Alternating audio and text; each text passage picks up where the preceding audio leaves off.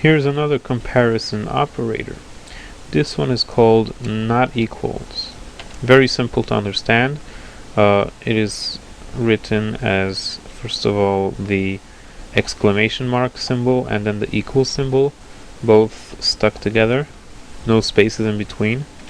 And what it will do, obviously, is it will test to see if both of these values, whatever they are, whether it's a number or a variable or something, it will test to see if they are not equal. If they are actually not equal, then the test succeeds, and we do this stuff over here. If the test fails, which means they are equal and they are not equal, so then the else statement will be executed. And at this point, since they are both 76, which means they are equal, so this evaluation will give us false, and so the else statement will be executed. And at this point, of course, our text will be in reverse order, because before we were testing if they are equal, now we're testing if they're not equal, so of course the order is reversed about what is equal and what isn't. Then we have the more or equals, which means not just like the plain more than operator, but this is more and equals. This is really just a convenience operator, which helps us in situations like if I have a integer, for example, which may be 0, and let's say I want to evaluate over here whether h is not less than 0. So one way to do that is to test if h is more than -1, and that will help me make sure that h is more than -1, which has to be at least 0. So this protects me to make sure my h is more than 0. I'm sorry, more than -1, so it's at least 0. But this is kind of a little weird to test if something is just above -1. So that's why we have this convenience operator, which helps us adjust our numbers so that it makes a little more sense. So we want to test if h is more or equals to 0. That makes a little more sense than the previous combination. And the difference is, of course, very big, because with the more or equals, right away we're going to get true, because it's true that h is not more than 0, but it is equals. So this will evaluate as true. However, if we just leave it as the more than operator, h, I'm sorry to say, is not more than 0. So this will evaluate as false. So make sure you understand well the difference between the more than operator and the more than or equals. And finally, we have the less than or equals, which helps us in situations like if we want to make sure that someone's age is at least less than 100, or at least equals to 100, but not more than 100.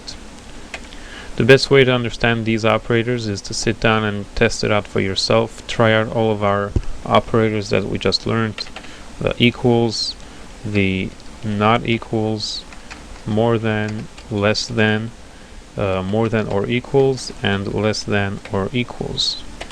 And these will be some of the more common expressions which you will be putting into the parentheses of an if statement. You can, of course, use other types of expressions. Maybe you have already prepared the answer or of whether something is true or not from before.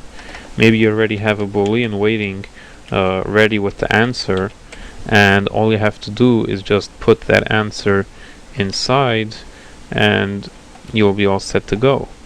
So if h is actually true, he will succeed, and if h is false, he will fail. If for some weird reason you want to force an if statement to always be true, you can do just something like if true, and for false you would do if false. And you can also use that number values Anything that is zero will be anything that is other than 0 will be true, even negative numbers, and 0 will always be false. Using all the stuff we just learned, let's try to make a real guessing game. So let's have our number. Let's leave it at 76 as a good number, and then let us make a variable which we will use later on to store what the player's guess is. And now let's start the game. Let's play guess my number. Okay. Then let's print type in a number from 0 to 100. Now let's try to use some magic which will allow us to make the user type in something, and we will use that as our player's guess. So this is the magic that we are going to use. CIN, 2 closing triangular brackets called the extraction operator, and then our variable which will hold the player's guess. What this magic does is it waits for the user to type in a number, and it will put that number into the variable player's guess. However, this causes a little bit of a problem with this thing over here, so we're going to replace this little thing over here with 2 lines, char f, and then CIN, 2 closing triangular brackets, f. This should keep the window from closing right away when he's done with the game, and should wait for you to type something in and then close the program. Again, this is because we are starting to use CIN with the 2 closing triangular brackets. That's why we can't use what we were using until now, for reasons we will explain some other time. Now that we have the player's guess number, let's test if he got it right. If player's guess is equals to the number, then let's print out you won. Otherwise, now here's something neat. You can put if statements inside of if statements and else statements. So let's test over here. If player's guess is more than the number,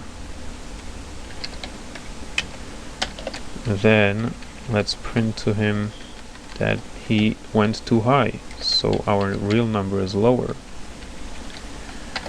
Then else, if player's guess is less than the number, then we'll print out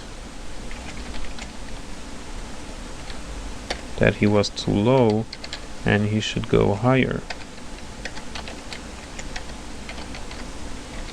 And that's it for now. Then the program will finish and wait for something else to be pressed, and then we're done. Let's see it in action. Compiling, and here we go. Let's play guess my number. Type in a number from 0 to 100. So I will type in 50. And what do I get? Higher. That was too low, because what happened over here is that first of all, player's guess was not the number, and then it wasn't higher than the number, but it was lower than the actual number, so I got the message higher. And now it's waiting for me to type something in so that it finishes. Let's do that. Let's play it again now with 90, and now I get the lower message. Finally, let's do the right number, 76, and it says you won, because I got the right number.